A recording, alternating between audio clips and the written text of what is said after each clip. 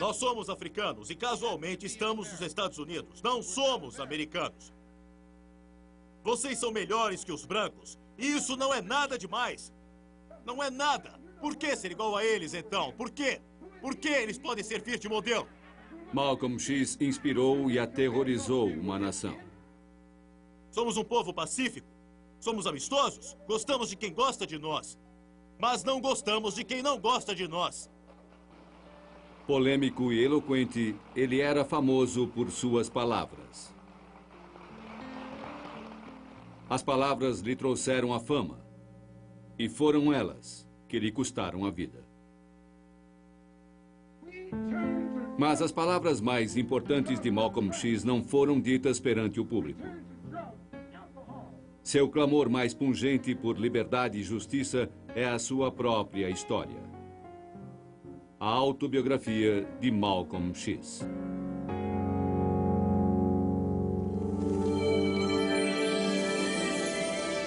Grandes livros.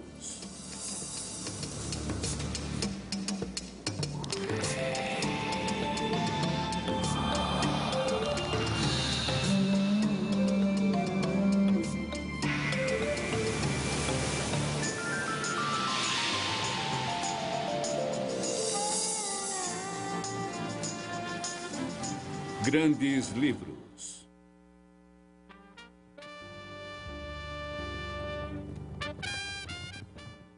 Minha mãe conta que, quando estava grávida de mim, um grupo de encapuzados da Ku Klux Klan foi até nossa casa em Omaha, Nebraska, cercou a casa e ficou agitando suas armas de fogo. Eles pediram para que meu pai saísse. Desde a primeira frase, a autobiografia de Malcolm X é repleta de violência e conflito, antecipando a vida turbulenta que o marcaria. Se fosse ficção, seria uma história de alerta, uma aventura, uma tragédia. A linha narrativa é apresentada como uma história de suspense. Será que Malcolm vai conseguir? Mesmo sabendo o final, ficamos envolvidos com o mistério da história, com a forma de contá-la. O filho de um pastor testemunha a destruição de sua família, vítima de assassinatos e racismo. Ele se entrega a uma vida de crime e drogas. Na cadeia, vivencia um despertar religioso e alimenta sua mente ávida.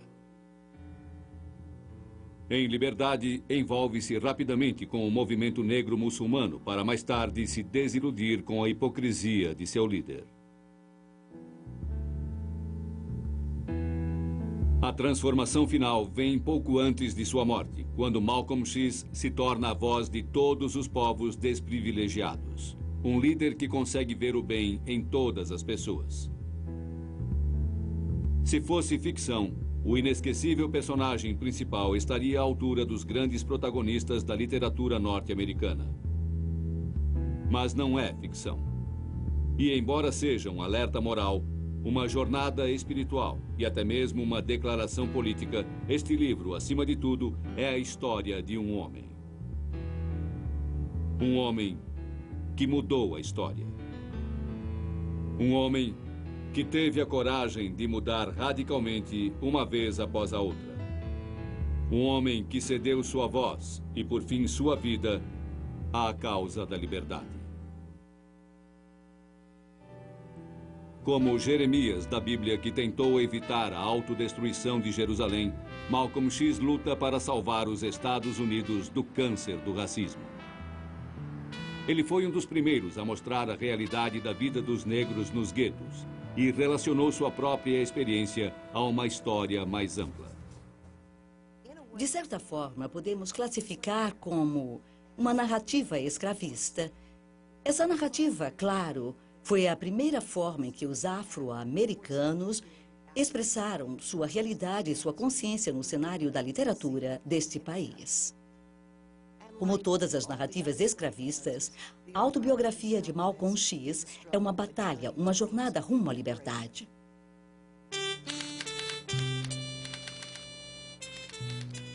Como numa narrativa escravista, esta história é contada em primeira pessoa. Curiosamente, o livro teve dois autores, Malcolm X e um jovem escritor que mais tarde ficaria famoso, Alex Haley. Haley nasceu em 1921 e foi criado em Henning, Tennessee. Era o mais velho de 4 irmãos. Terminou o colégio aos 16 anos e ingressou na Guarda Costeira trabalhando na cozinha. Mais tarde tornou-se jornalista-chefe da Guarda Costeira, cargo criado especialmente para ele. Ele tinha quase 40 anos quando encerrou seus 20 anos de trabalho na Guarda Costeira.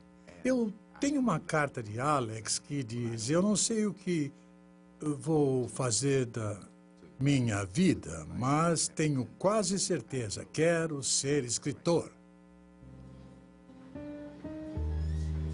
Afastado das Forças Armadas, Haley atuava como jornalista freelance em Nova York. Os dois se encontraram pela primeira vez em 1959, quando Haley abordou Malcolm para fazer uma entrevista. O primeiro encontro no restaurante muçulmano do Harlem foi tenso.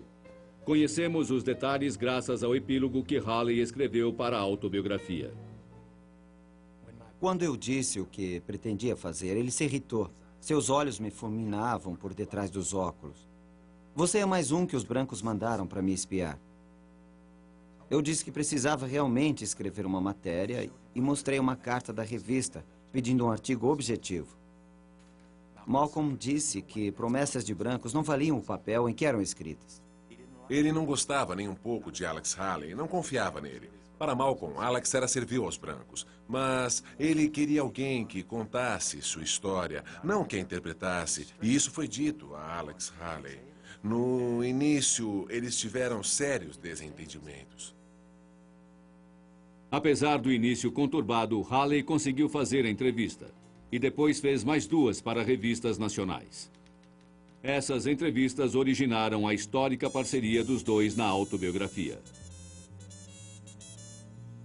No manuscrito original, as correções de Haley estão em azul e as de Malcolm em vermelho. Embora ambos valorizassem a linguagem, tinham pouco em comum.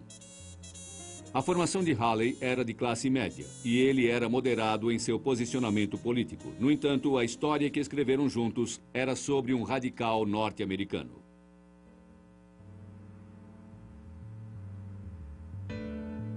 Malcolm X nasceu Malcolm Little no dia 19 de maio de 1925 em Omaha, Nebraska, filho do reverendo Earl Little, ministro batista da Geórgia, e de Louise Little, imigrante de Granada.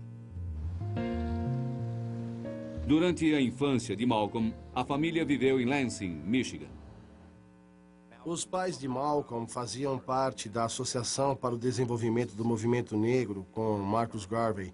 E o interessante nisso, e importante, era a participação deles nesse grupo de negros que viam o nacionalismo como única forma de fugir da supremacia dos brancos no país. A ligação da família com Garvey incutiu nos 7 filhos o orgulho racial, mas também expôs sua casa aos ataques dos racistas. A primeira lembrança de Malcolm é do incêndio de sua casa quando ele tinha apenas 4 anos. A família permaneceu unida tanto quanto foi possível. Mas quando Malcolm tinha 6 anos, seu pai foi brutalmente assassinado. Seu corpo foi encontrado esquartejado nos trilhos do bonde. 6 anos depois, sua mãe teve um colapso mental e foi internada num hospital público. Relembrando, Malcolm responsabiliza o sistema público de assistência. Eu acredito que se o serviço social algum dia destruiu uma família, foi a nossa. Queríamos ficar juntos e lutamos para isso. Mas a assistência social, seus tribunais e médicos realmente nos arrasaram. Os filhos de Louise foram separados e entregues a orfanatos. No início, Malcolm se destacou na escola. Foi eleito representante de classe, embora fosse o único aluno negro da turma. Começou a pensar em ser advogado. Mas seu sonho foi destruído numa única conversa com seu professor de inglês. Ele deu um sorriso e disse: Malcolm, uma coisa fundamental na vida é ser realista. Advogado? Isso não é realidade para um negro. Pense em alguma coisa possível. Por que você não tenta carpintaria? Foi então que eu comecei a mudar por dentro. A relação entre professor e aluno é de confiança. Então, naquele momento, houve uma traição implacável de uma confiança jovem e inocente. Dessa forma, aquele instante é carregado de peso emocional, político e social. É um dos momentos mais terríveis do livro.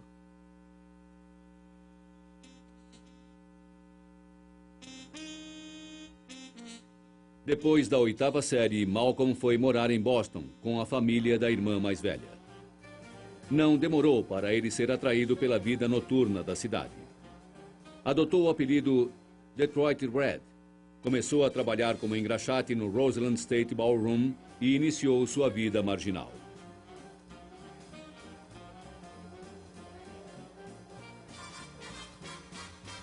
Malcolm X acabou indo para o Harlem, a capital da agitação negra.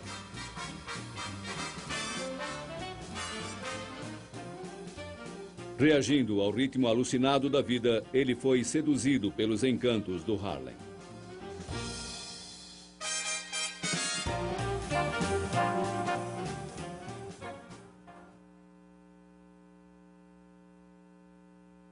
Não demorou para se tornar traficante, fazendo uso de sua inteligência para se destacar.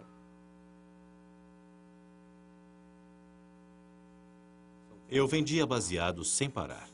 Quase não dormia. Ia aos lugares onde os músicos se reuniam. Tinha um bolo de dinheiro no bolso. Ganhava pelo menos 50, 60 dólares por dia. Naquela época, isso era uma fortuna para um negro de 17 anos. Pela primeira vez na minha vida, eu tive a sensação de liberdade. Em pouco tempo, Malcolm começou a usar drogas, além de vendê-las. Cada vez mais ele perdia o controle de sua vida. Grande parte da autobiografia é dedicada a esta fase da vida de Malcolm X, descrevendo intensamente a vida marginal no Harlem e em Roxbury, Massachusetts. Ao narrar sua vida, ele precisava revelar até onde havia chegado para depois mostrar o que havia conseguido. Ele também sabia que sua experiência era comum. Eu espero que quando o leitor tomar conhecimento da minha vida, da vida de um negro criado no gueto, ele conheça melhor e entenda os guetos que estão moldando as vidas e o pensamento de quase todos os 22 milhões de negros que vivem nos Estados Unidos.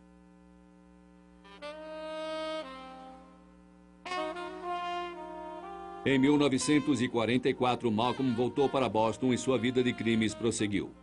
Começou a assaltar casas com sua namorada branca, Sofia, e alguns amigos. No livro, há uma cena chocante que já revela o líder irredutível que Malcolm viria a ser.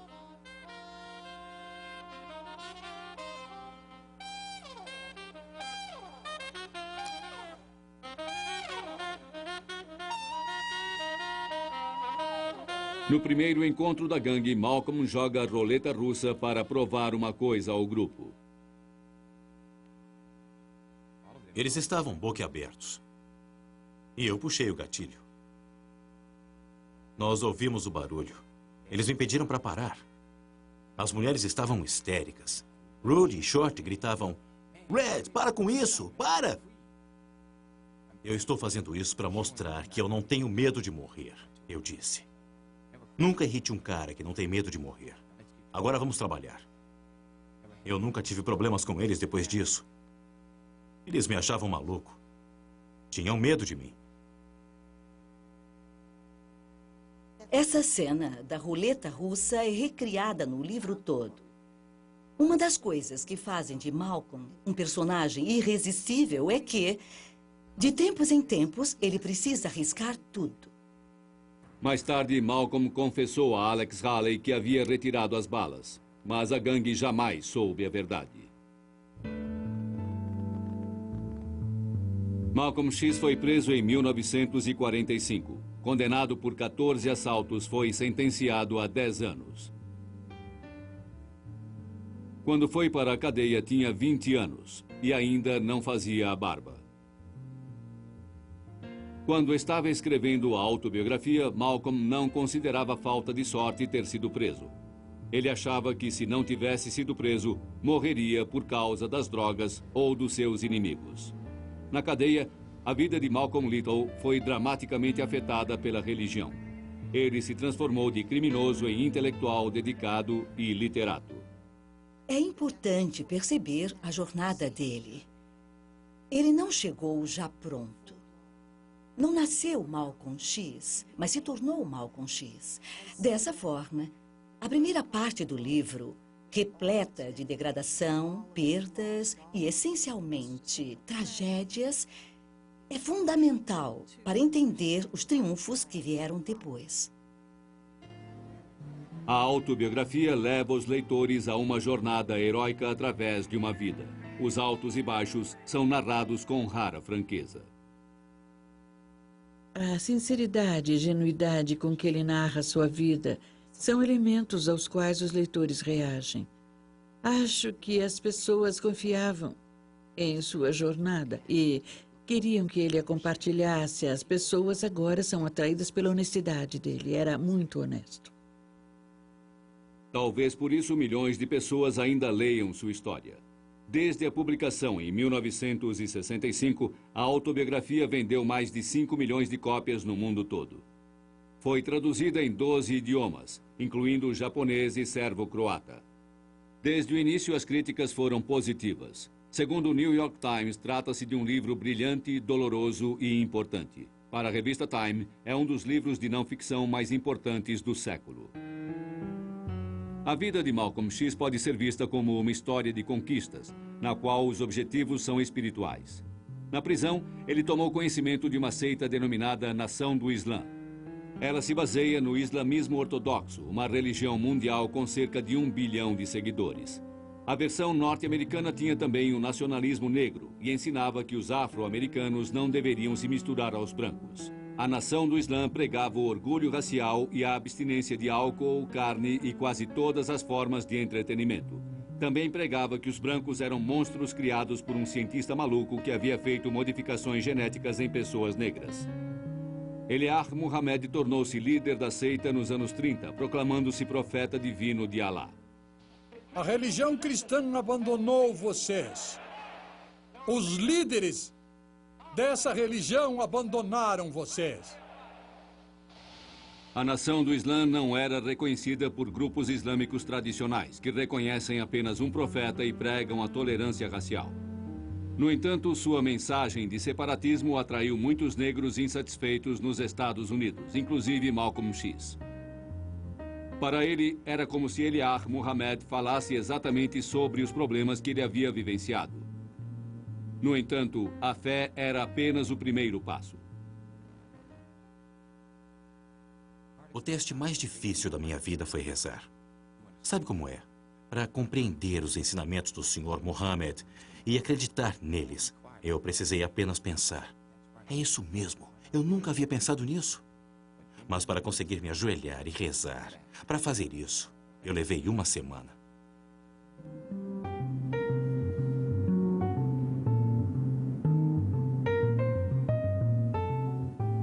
Na cadeia, Malcolm também iniciou sua paixão pelas palavras.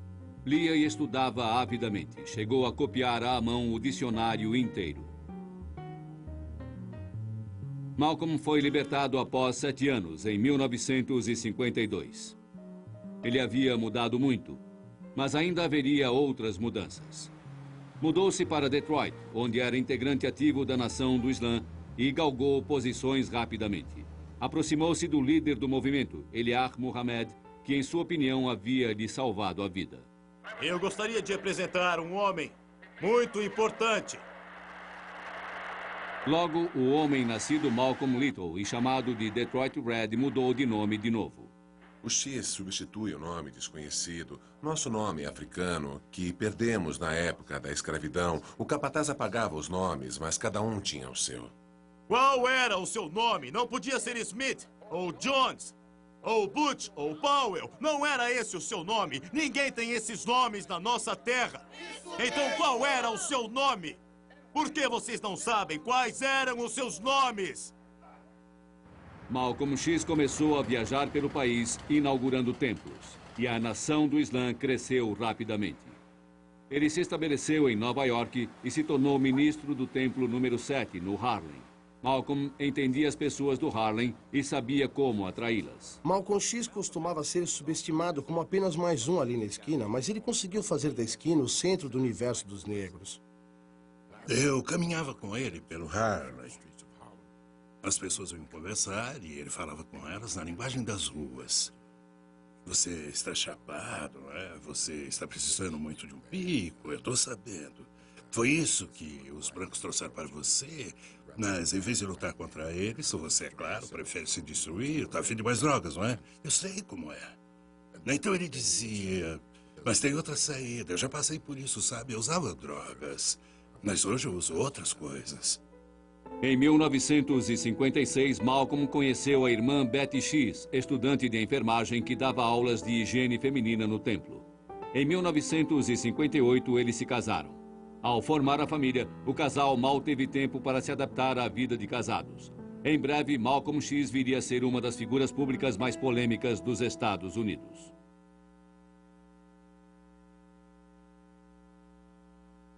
Malcolm X começou a escrever sua autobiografia quando tinha apenas 37 anos.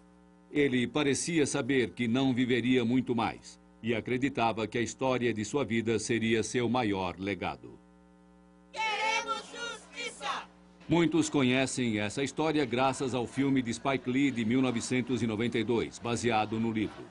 Queremos justiça! Queremos justiça! Queremos justiça!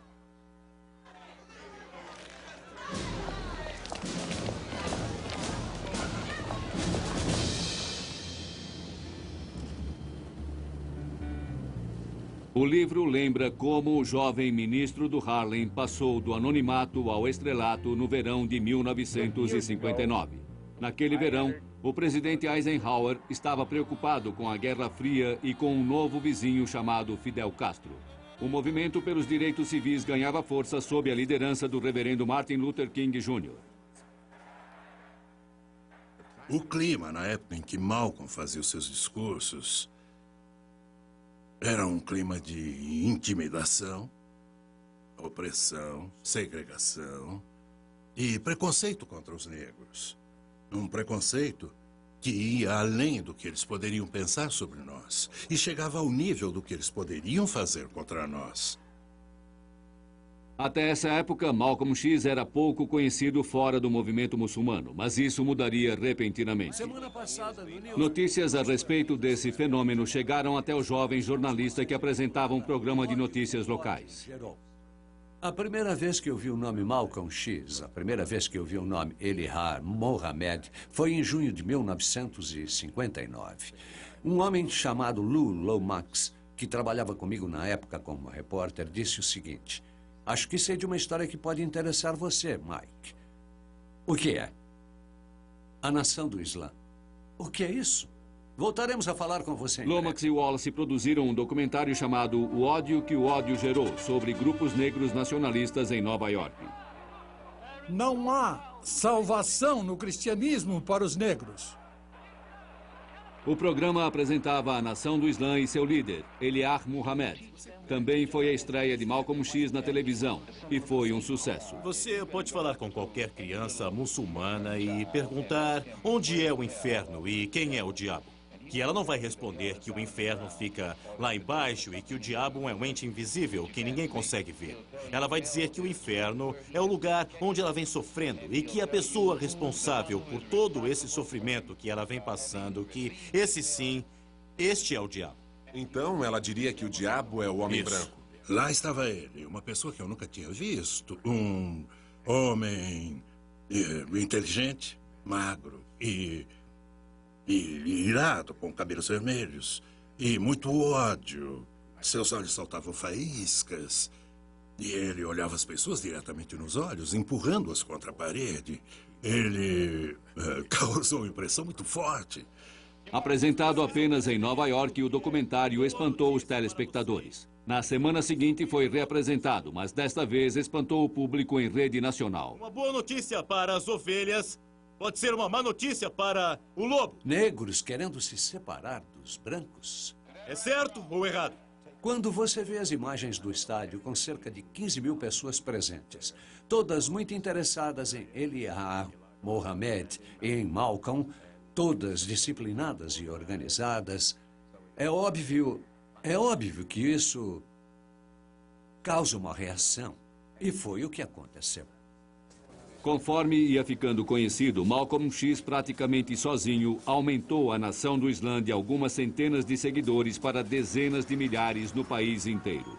Ele era a figura carismática da seita. Não há dúvida alguma, nenhuma dúvida.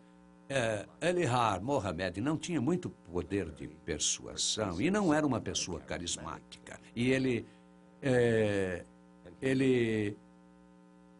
Malcolm era tudo isso e mais. Em 1963, Alex Haley falou com o então famoso Malcolm X querendo contar a história dele. Ele disse, eu concordo. Acho que a história da minha vida vai ajudar as pessoas a perceber como Elijah Muhammad salva os negros. Os dois começaram a se encontrar no escritório de Haley, em Greenwich Village. No início, o projeto parecia um fracasso. Haley queria saber detalhes pessoais, mas Malcolm falava apenas da nação do Islã e de seu líder. Malcolm X foi muito reticente no início. Falava apenas em termos genéricos. Falava de Elijah Muhammad, até que Alex Haley disse a ele, espere aí, essa é a sua história. Não queremos mais saber o que Elijah Muhammad diz, o que você pensa. É a sua história, a história da sua vida. Coube a eles o trabalho de documentar uma história que ainda estava sendo vivida. Era a história de um homem que se tornava cada vez mais importante no cenário nacional e internacional. Esta é a justiça americana. Isso mesmo! É a democracia americana. Tem razão! Aqueles que a conhecem sabem que nos Estados Unidos a democracia é hipocrisia. Malcolm X foi um dos grandes oradores de sua época, ou de todos os tempos. Hoje, mais de 30 anos depois, é difícil ter noção do impacto e da força de suas palavras na época. Significa liberdade porque nosso povo não é livre. Se democracia é justiça, por que não temos justiça? Se democracia é igualdade, por que não temos igualdade? Malcolm, por meio de suas palavras, criava um livro chamado Tudo o que você queria dizer sobre os brancos, mas tinha medo, eu vou dizer. E ele dizia com vigor, com voracidade, com ardor. Malcolm X tornou-se uma voz importante no debate nacional sobre justiça racial, embora não fizesse parte do movimento pelos direitos civis. Criticava impiedosamente Martin Luther King Jr. e sua estratégia de não violência, que ele considerava o mesmo que implorar aos brancos por direitos inatos. Ninguém pode defender os negros dizendo que devemos amar os nossos inimigos. Ninguém pode defender os negros dizendo que devemos sofrer pacificamente. Nenhum negro em sã consciência vai oferecer a outra face. Sempre houve o espectro da violência negra pairando em algum lugar do outro lado do horizonte. Quando Malcolm dizia, vamos agir, usando os meios que forem necessários, ele se referia às armas de fogo. Acho interessante que, pelo que eu saiba, ele nunca levou ninguém a ser violento. Não ensinamos vocês a oferecer a outra face. A retórica de Malcolm X era mais radical que a dos líderes da época. Sua veemência arrebatada fazia as outras vozes parecerem moderadas. Martin Luther King era considerado o mais ousado, o mais destemido, o mais arrojado membro da sociedade negra norte-americana até que surgiu Malcolm X. O fato é que ele fez Martin Luther King parecer bonzinho. Eles eram yin e yang. Malcolm X conseguia dizer coisas que Luther King jamais conseguiria. Martin tinha fé. Tudo o que Malcolm X dizia era divulgado. Quer as pessoas concordassem ou não, ele sempre era notícia e o público ficava hipnotizado. Você se considera um militante? Eu me considero o Malcolm. Com o tempo, ele estabeleceu com alguns repórteres relações baseadas no respeito mútuo. Fiquei muito satisfeito. Há uma referência na autobiografia ao fato de que ele confiava em mim como repórter. Não éramos amigos íntimos, mas éramos amigos. Eu acho que, no fim, ele concluiu que eu era íntegro como repórter. Malcolm X estava fazendo história, mas também estava fazendo a sua especialidade, mudando. Como porta-voz da nação do Islã, ele classificava abertamente os brancos como demônios. Mas, na verdade, seu pensamento começava a mudar. Em seu epílogo, Alex Haley nos mostra um exemplo dessa transição. Um dia, no carro dele, paramos no sinal vermelho em um cruzamento. Outro carro com um branco ao volante estava parado ao nosso lado. Quando o branco viu Malcolm X, gritou imediatamente para ele: "Eu não culpo o seu povo por ouvir você.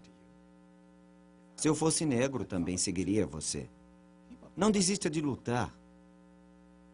Malcolm X disse a ele com toda a sinceridade: "Eu gostaria de conhecer mais brancos como você." O farol abriu e, conforme fomos andando, Malcolm me disse com firmeza: "Não escreva isso e nunca repita o que eu disse. O Sr. Mohammed teria um ataque." O mais significativo, conforme eu percebi depois, é que foi a primeira vez que eu ouvi falar de Iliar Mohammed, sem aquele tom de reverência. Foi a primeira vez, mas não seria a última.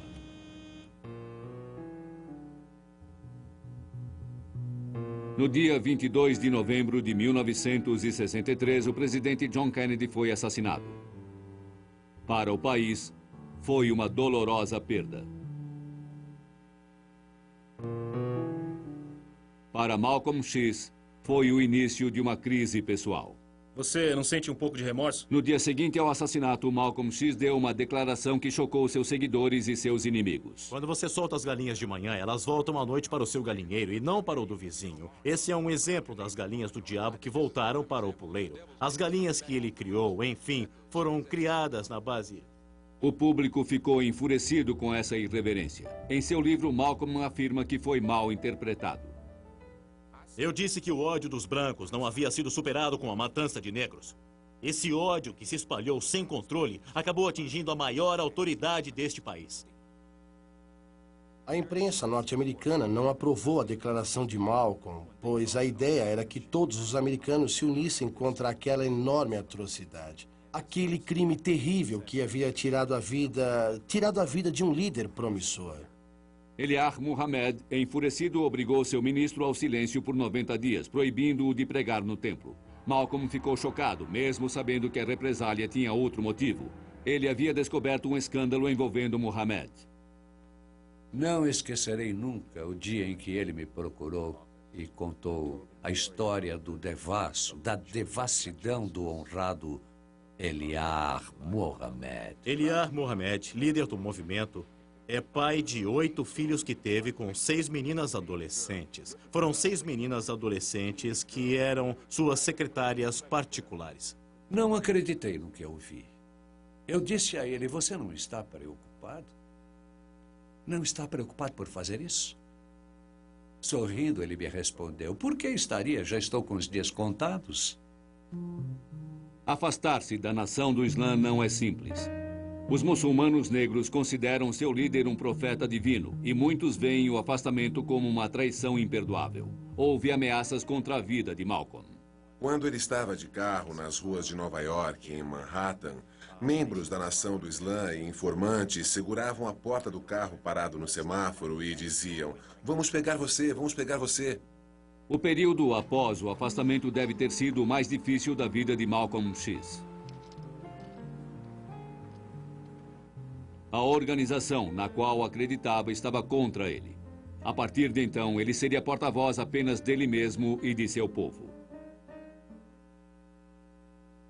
Como Malcolm X era um homem tão ávido por experiência, pela vida, por mudanças, e digo ávido no melhor sentido, a nação do Islã sempre foi pequena para ele.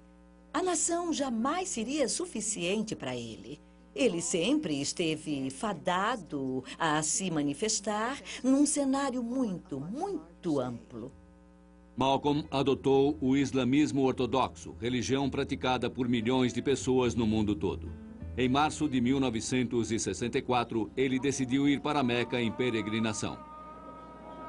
Todo muçulmano sadio é conclamado a cumprir essa jornada, ou Hajj, ao menos uma vez na vida. Para Malcolm X, o momento havia chegado.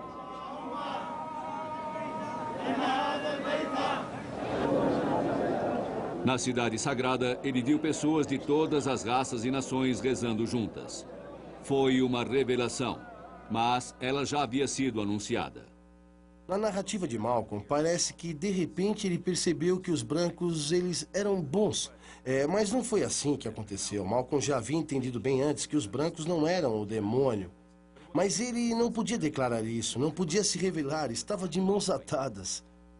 De volta aos Estados Unidos, Malcolm adotou um nome muçulmano que cabe àqueles que fazem a peregrinação, El-Hajj Malik El-Shabazz. O homem que nasceu Malcolm Little adotou um novo nome e uma nova perspectiva. Quando eu estava fazendo a peregrinação, tive muito contato com muçulmanos cuja pele nos Estados Unidos seria descrita como branca. Para o choque de muitas pessoas, ele renunciou ao ódio incondicional pelos brancos. Todos, disse ele, podem ajudar na luta contra o racismo. Vamos trabalhar com todos os grupos, organizações ou líderes de qualquer maneira, desde que a intenção seja conseguir resultados. Quando falo sobre a autobiografia de Malcolm X, os alunos reagem intensamente à peregrinação a Meca. É nesse momento que temos o maior nível de conscientização de Malcolm. É onde vemos Malcolm, o aprendiz dessa nova fé, mas também vemos Malcolm, o diplomata, o aventureiro, o Malcolm que decidiu buscar a compreensão mais abrangente possível de si mesmo. Malcolm X começou a divulgar sua mensagem internacionalmente, afirmando que a injustiça racial nos Estados Unidos era uma violação dos direitos humanos, o que era uma ideia radical na época.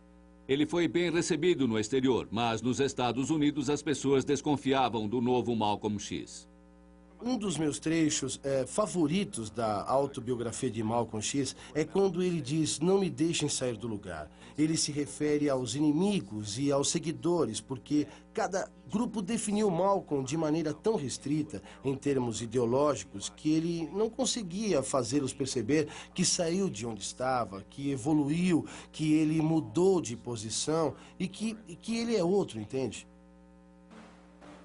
Quanto mais Malcolm viaja, mais tem a sensação de estar sendo seguido, e não apenas pelos muçulmanos.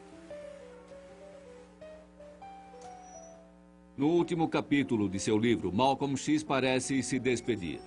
Ele fala sobre islamismo, sobre política e sobre a ajuda que os brancos podem dar na luta pela igualdade. Ele revela alguns arrependimentos, como não ter terminado a escola, não ter sido advogado. De um modo sinistro, Malcolm prevê seu próprio fim nas dolorosas páginas finais. Agora, sempre que acordo, é como se estivesse ganhando mais um dia. Em qualquer cidade, onde quer que eu vá, nos discursos e reuniões que faço para a minha organização ou quando participo de outros eventos, os negros me observam o tempo todo. Sei que também posso morrer de repente nas mãos de um branco racista, mas, de qualquer forma, vivo cada dia como se já estivesse morto. Acho que não estarei vivo para ler este livro quando for publicado.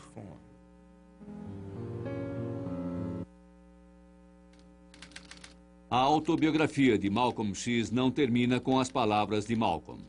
O epílogo de Alex Haley relata o final violento dessa história. Há uma parte do livro que eu não consigo ler, é o final. Já peguei o livro muitas vezes, mas não consigo ler o final. No final da tarde de 21 de fevereiro de 1965, Malcolm X aproximou-se do palco no Audubon Ballroom, no Harlem. Betty e as crianças estavam lá. Assalamu alaikum. Tira a mão do meu bolso, desgraçado! Tira a mão daí! O que está fazendo? Tira Irmão. a mão daí! Irmão, tenham calma, irmãos. Irmão! Malcolm!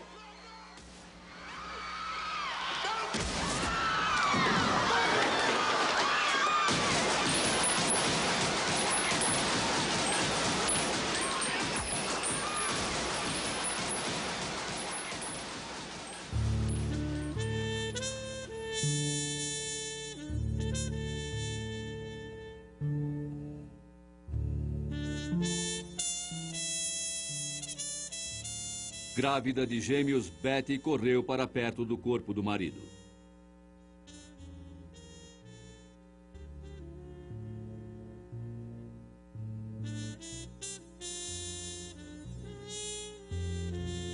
Malcolm foi levado para o hospital presbiteriano do outro lado da rua.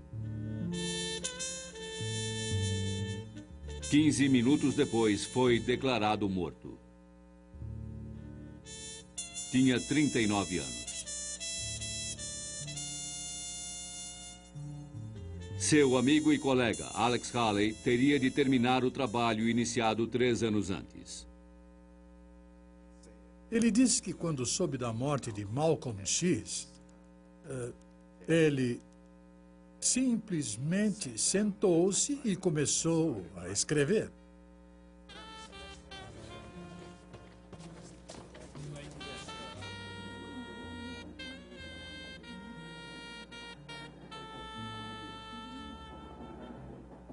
Como ele havia previsto, Malcolm X não estava vivo para ler sua autobiografia, que foi publicada meses após a sua morte. Alex Haley ganhou fama como mestre da narrativa. Morreu em 1992, vítima de um ataque cardíaco.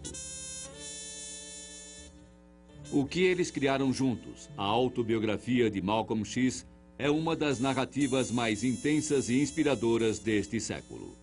Tem todos os elementos de um bom livro. Ele tem mistério, tem intensidade, tem a narrativa, mostra o sonho americano sendo criado e realizado numa pessoa que é capaz, por sua própria tenacidade e engenhosidade, e por ter mudado a sua própria vida, de se recriar e vivenciar, sabe, vivenciar o melhor sentido da vida americana. Malcolm X esteve em evidência por menos de 6 anos, mas sua influência foi marcante e continua viva em suas palavras. O ator Ossie Davis fez o discurso no enterro do líder assassinado. Num adendo ao livro, ele explicou por quê. Eu queria mostrar ao mundo que ele não era um homem cujo grande objetivo era destruir. Era um líder legítimo, na melhor tradição das lideranças norte-americanas. Ele demonstrava sua rejeição à opressão e a sua determinação em lutar pela liberdade. Eu queria posicioná-lo corretamente como americano, e não apenas isso, mas também como um revolucionário americano. Como outros revolucionários americanos, Malcolm X acabou sendo considerado um herói. Nos anos 80 e 90, houve muito destaque para o nacionalismo negro. O filme de Spike Lee sobre Malcolm X foi o auge do movimento, foi o ponto culminante de um processo que vinha sendo edificado na cultura negra, nos filmes com negros, na música negra também. O filme fez Malcolm X virar moda na época, e ele aparecia em videoclipes, em inúmeros pôsteres e camisetas. Mas o livro vai além da moda e suas vendas sempre foram consideráveis. Eu estava no correio um dia e vi Malcolm X sorrindo para mim num selo. Embora a cultura de massa tenha aceitado sua imagem, o livro continua sendo sua vingança. A autobiografia de Malcolm X teve a função de ser, em nossa cultura, um manual de luta, uma espécie de guia para deixarmos de ser negros para nos tornar homens. E ele foi eficiente nisso e ainda é. Escritas por um líder que sequer chegou à meia-idade, suas palavras têm um significado especial para os jovens. Eu acho que os jovens hoje sentem que não estão sendo ouvidos. Eles acreditam nas palavras do meu pai, que sempre foi muito franco e honesto. E encontram apoio. Ele seria como um tio ausente, que eles citam. O que Malcolm X acharia da celebridade que conseguiu 3 décadas após a sua morte? E como ele avaliaria a justiça racial nos Estados Unidos hoje? Certamente diria que pouca coisa mudou. Mas talvez ele gostasse de saber que fez diferença. Esperança que deixou clara nas palavras finais de seu livro. Sim, eu me orgulho do meu discurso. Sei que as sociedades costumam eliminar as pessoas que promovem mudanças. Mas se eu morrer, tendo mostrado minhas ideias e exposto verdades significativas que ajudem a acabar com o câncer do racismo que é maligno no corpo deste país, então todo o crédito será de Allah. Apenas os erros terão sido meus.